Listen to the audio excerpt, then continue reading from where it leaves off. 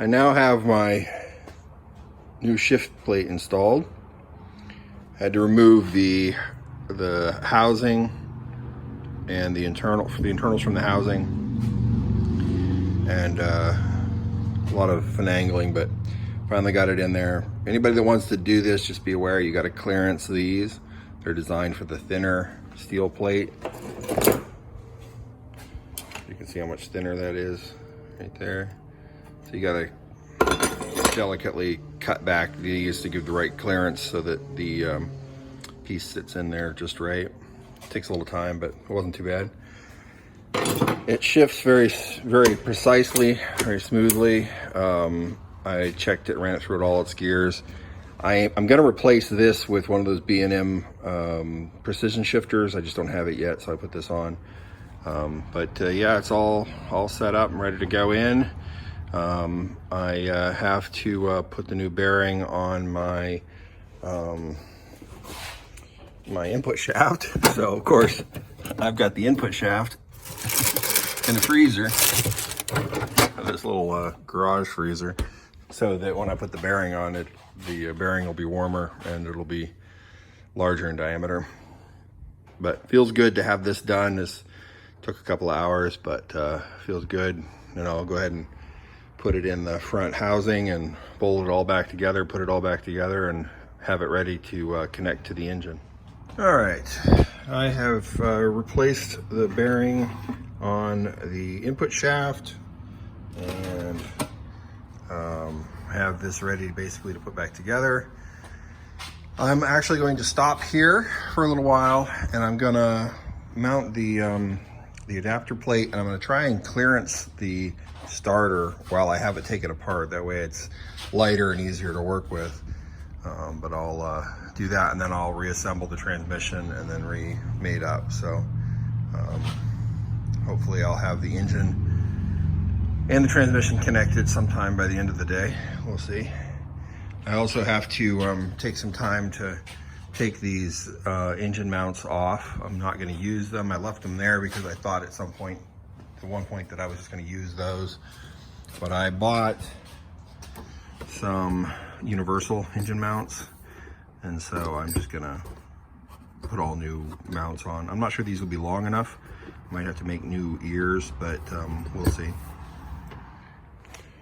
Some further progress. I test mounting the starter to the adapter plate. It will mount fine, but I actually got to use a burr to remove some of this material so that the mounting bolts can go here. Originally, this had a bolt through from the transmission side, which obviously won't work in this case. So just some changes there. The rear half of the transmission ready to be reassembled. The front part of the bell housing, I went ahead and put in my new, it's a little covered with aluminum dust here, but I'll get rid of that. The new input shaft here, and the clearancing work that I did. It's not done yet for the starter. There's a little plate that covers this over. I don't know if I'll use this or not. I might do something different. I might build the cover on this and make it out of steel and just attach it to this. I also thought about TIG welding the aluminum plate on here, which I might do that. I don't know. The crank adapter is just on here temporarily. These are 12-point Torx bits, so I got to get one of those. I don't have one for that, but getting there. All right, it's getting late, and I'm starting to get tired, but I'm making some progress. You can see it's dark out there. Cutting the old engine mounts off.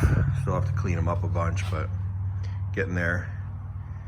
And trying to get an idea where the new engine mounts would be on the new engine. I have to build a plate here, but all right, day 2. I've getting ready to weld this plate onto the transmission. I kind of reformed it. It wasn't exactly curved correctly initially. Reformed it. I'm going to clean this off a bit better, and then I'm going to weld it. I've had experience welding aluminum with a TIG before, but I've never tried using a spool gun. I have a TIG on the way, but I figured since I have the argon and I have a brand new spool gun here, I want to try to see how it works. So this is the spool runner that came with this Hobart 190. And I could wait until Tuesday when I get the TIG, but I want to see what it works like. I actually ran just a test bead on another piece of aluminum just to make sure it was set up right, but I want to see how well this does. I'm going to weld this to the transmission housing instead of you know, just screwing it on. And the welds from a spool gun don't look as good as from a TIG, but this will be hidden so nobody will see it anyway. And I'd just like to see how well the spool gun does. So that's what I'm going to do. But as you can see, I clearanced the starter so that it fits on there. And then this, and as you can see. So I'm going to give it a try and see how well it does. All right, all welded up. I'm pretty happy with how it turned out. The one thing I learned about welding with a spool gun is you got to move really fast, a lot faster than a TIG. Things melt really quick, but that's not too bad. Once it's all tarnished and looking like the rest of the transmission, you probably at first glance wouldn't even know that that was an extra piece added on. One final test fit before I go ahead and bolt to the engine. As you can see, it fits pretty well. Quite happy with that. So now it's time to go ahead and put the adapter plate on the engine. Get the crank adapter bolted down. I've still got to get one of those bits for that, call it a, it's like a 12-point Torx. So I'm getting there. Thought I'd maybe have this transmission reassembled and ready to go together today, but kind of run it out of steam. I'll put the transmission together possibly later on today, or I might do that tomorrow. We'll see. But pretty happy with that so far. So transmission is now reassembled. All the seals in, all new bearings, all put back together. New new throw-out bearing there. My new input shaft with a nice clean surface for the pilot bearing. Yep, ready to go, be bolted to the engine and transfer case bolted on. So, all done.